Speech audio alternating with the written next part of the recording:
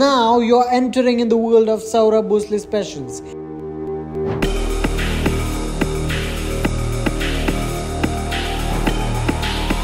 And ladies and gentlemen, give a big round of applause and welcome Mr. Saurabh Suresh Bhosle.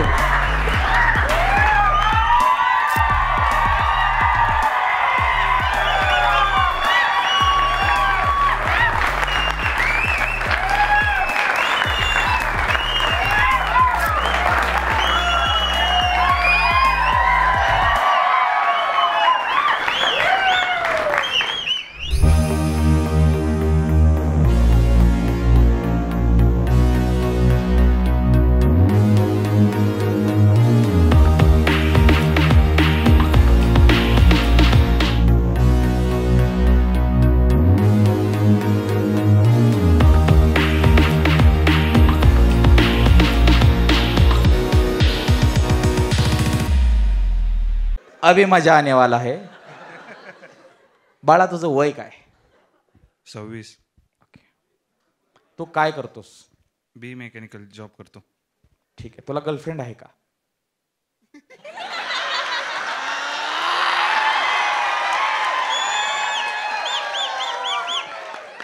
आपण काय म्हणत ना की 5 वर्षाच्या मुलापासून 80 वर्षाच्या आजी सुद्धा प्रोग्राम बघायला येऊ शकतात. असे फार कमी प्रोग्राम आता आपल्याकडं अवेलेबल आहेत. पण त्यापैकी हा लाईव्ह कॉमेडीतला एकमेव आणि मस्त प्रोग्राम आहे की जो बघा मी माझ्या मुलांसोबत माझ्या वाईफ बरोबर बघायला आलोय. एकदम छान.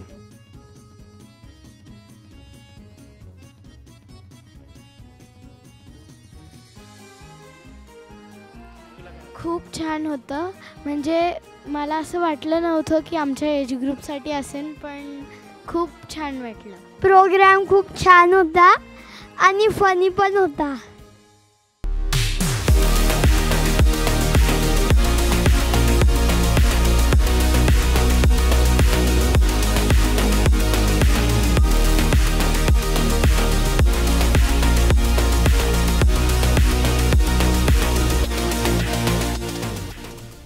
सगळ्यात जास्त इम्पॉर्टंट मला शोच्या 3 गोष्टी आवडल्यात. पहिली तर गोष्ट म्हणजे दादाची आर्ट ऑफ नोटिसिंग. आता एवढ्या ऑडिटोरियममध्ये 200 ते 300 लोकांमध्ये कोण काय बोलतं आहे हे नोटीस करणं, this is not a joke. So पहिली गोष्ट दी बेस्ट. सेकंड गोष्ट आर्ट ऑफ कनेक्टिंग. आता आपल्या जीवनातल्या डेलीच्या जीवनातल्या गोष्टीवर जोक पंच करणं is not a joke, I know that. Third गोष्ट डिलिव्हर करणं. आता तो कोणीतरी गोष्ट त्याची सांगणार, त्याच्यासोबत कनेक्ट करणं आणि ह्या सगळ्या ऑडियन्सला त्याच्यासोबत कोरिलेट करायला लावणं इज नॉट अ जोक. आणि ह्या एवढ्या फुल ऑडिटोरियममध्ये हे सगळं करणं हे सोपं नाही आहे. Being an engineer and being as a content creator, as a freelancer, I know that what struggle this takes. So हे 1-2 वर्षाची मेहनत नाही आहे, ही नक्कीच दादांची 6-7 वर्षाची मेहनत आहे, जे कळून पडतं. झाले? हो हो 2 वर्षांना आहे. हो फिक्स आहे. फिक्स आहे. ठीक आहे. काय करता येत नाही. नक्की सुखी कोण आहे? स्टँडअप कॉमेडी आजकाल खूप वल्गॅरिटीवरती जाते. विदाऊट वल्गॅरिटी तुम्ही इतकं लोकांना हसू शकता आणि खूप सारे लोक रिलेट करतात. जास्त बघितले तर स्टँडअप कॉमेडियन्सच बघितलेत, जे पण हिंदी बघितलेत, पण त्यात वल्गरपणा ते खूप जास्त असतो. पण इथं फॅमिलीसुद्धा आपण घेऊन येऊ शकतो, हे मला खूप छान वाटलं. हरिण किती लोकांनी बघितलंय? आमचं चुलत आजोबा होतो, म्हणायचं ये ये ये ये ये हरिण दाखवतो. हरिण वर पाहिजे सू दिसतंय का? नाही नाही म्हणलं की अजून ताणतंय. दादा म्हणतात की 90s किड त्यांचे फॅन आहेत, पण आम्ही जेनजी लोक 2000च्या नंतरचे पण त्यांचे फॅन आहोत आणि आम्ही पण त्या गोष्टी रिलेट करू शकतो. याला बघितलं की उलटी येते मला. पिशवी घे. तुमचा ब्रँड बी एकमेकाला माहित असेल. कोण जॉकी, कोण माचो. माचो रूपा. ए खाली.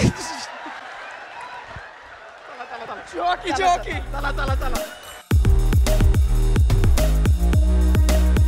पण मला एक कळतं, 10 गेली ना 10 आयुष्यातनं, दोस्त असो मैत्र असो तुमचं कोण बी असो, 10 चुकीची गेली की 1 बरोबर येतो, तो 10च्या बरोबर असतो.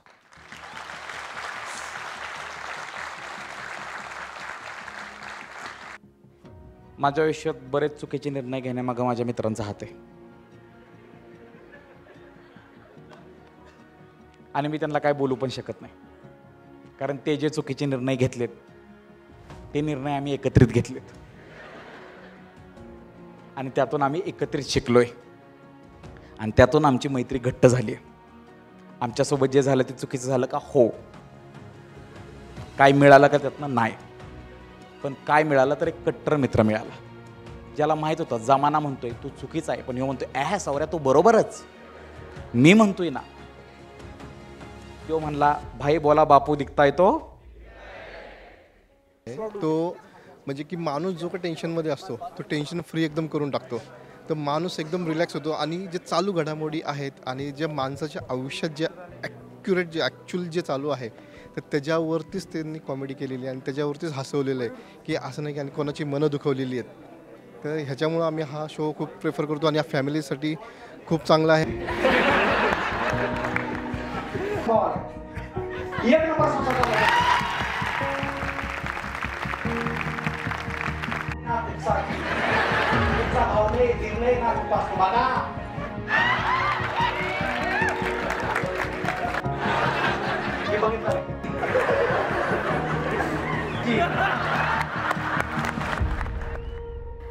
शो खूप जबरदस्त झाला आणि मराठी माणूस एवढ्या मोठ्या उंचीवर जातोय, खरंच खूप अभिमानाची गोष्ट आहे आमच्यासाठी सगळ्यांसाठीच. फक्त आता एवढीच इच्छा आहे की सौरभ सर कधी एकदा मेडिसिन स्क्वेअर गार्डन USA ला जात आहेत आणि आम्ही तो अनुभवतोय, कधी अनुभवतोय हे फक्त आता राहिलं आहे बाकी. बरं, मुलींच्या ह्या अपेक्षा आहेत आणि तुझ्या काय अपेक्षा आहेत? मग आईवडिलांना सांभाळून घेणारी पाहिजे. बरं,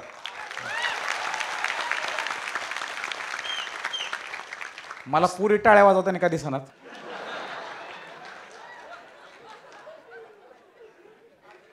काय तर गणतंय ना. परत एकदा हा डायलॉग मार. कशी हवी मुलगी? आईवडिलांना सांभाळून घेणारी पाहिजे.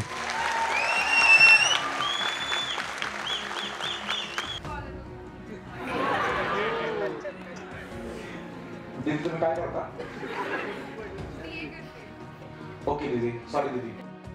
सरांनी तर मारला, सरांनी घरच्यांनाही बोलवून घेतलं, वडिलांनी सरांना पुढे मारला, घरी नेऊन परत आणखी मारला, परत वडिलांनी सुद्धा कधी गाडीची चावीला ठेवली नाही गाडी. आता चालवली. खूप छान वाटतं आम्हालाही, म्हणजे आम्ही जरी पालक असलो तरी आम्हाला पण त्यांच्या बोलण्यातनं कळतं की आम्ही कुठं चुकतोय का, मुलांना वाढवण्याच्या बाबतीत पालकांची काय चूक होते का, किंवा कसं वागवलं पाहिजे, हल्लीच्या मुलांच्या डिमांड काय, हे या शोमधनं आम्हाला कळालं. बरंच तुमची आई जर स्वतःसाठी जगायला लागलं तर घराचं काय होईल? आणि आई आपल्यासाठी नाही जगली, स्वतःसाठी नाही जगली, ती परिवारासाठी जगली, म्हणून आपलं परिवार एकत्र आहे. मला हे कळलं की एका ठराविक वयानंतर आईबापाला तुमच्याकडून पैसे, दौलत, नाव, इज्जत हे नकोच असतं. ते तुम्हाला दररोज फोन करून विचारतात दिवस कसा गेलाय काय. एका वयानंतर त्यांनाही वाटतं तुम्ही बीच राहा. आणि मला असं वाटतं हे नातं तेव्हाच घट्ट होऊ शकतं आईबापाचं पोराचं, जेव्हा ते घर सोडून लांब जातात. जेव्हा तुझ्या आवाजाच्या बदलातून आईला कळतं तू आजारी, तर आईच्या आवाजाच्या बदलातून पण तुला कळला पाहिजे. एवढं बी ह्या शहरात रमायचं नाही की आई आजारी फोनवर तुला कळत नाही. ओके. आजच्या तरुण पिढीला ज्या गोष्टीची गरज आहे ते एकदम सोप्या पद्धतीने हसत सांगितलं गेलं. सोड तुला नाही कळणार तर खूप अमेझिंग होतं आणि प्रत्येकाला टायटल वाईज वाटत होतं की त्याच्यामध्ये त्यातून एकच मिनिंग निघू शकतो, पण त्याचा पण खूप छान मिनिंग सरांनी आज एक्सप्लेन केला. तुमच्या आयुष्यात बरेच लोक येणार जे म्हणणार भावा तुझं काय भारी चाललंय, तुझं सेट आहे, मम्मी पप्पा तुला सपोर्ट करतात. तुम्ही म्हणणार सोड तुला कळणार. ते म्हणणार भावा तुझं लग्न झालं, तुझं लय भारी चाललंय, तुझं काय सगळं निवांत आहेत. तुम्ही म्हणणार सोड तुला कळणार. ती म्हणणार भावा तुझं सगळं एक नंबर आहे, तुझं करिअर सेट आहे, इंजिनिअरिंगला ॲडमिशन घेतले, तुला जॉब मिळणार. तुम्ही म्हणणार सोड तुला कळणार. तुमच्या आयुष्यात कोणतरी येणार ते म्हणणार तुझं आयुष्य किती पॉझिटिव्ह, किती तू पॉझिटिव्ह आहेस, तुझं आयुष्य खूप चालले. तुम्ही म्हणणार सोड तुला कळणार. अशाच कितीतरी गोष्टी आत्ता हिथं बसलेल्या तिथं बसलेल्या प्रत्येकाच्या मनात चालल्यात आणि त्या कधीच कोणाला कळणार. तेव्हा तुम्ही दुसऱ्यापाशी जेव्हा बोलायला जाता की माझ्यावर धोका झाला, तो म्हणतो तो तुम्ही दोघं तर एकत्र होता का धोका झाला, तेव्हा तुम्ही म्हणणार सोड तुला कळणार. मागचे 3 तास तुम्ही मला शांतपणे ऐकलं त्याबद्दल खूप खूप धन्यवाद. जय हिंद, जय महाराष्ट्र, जय शिवाय. थँक्यू.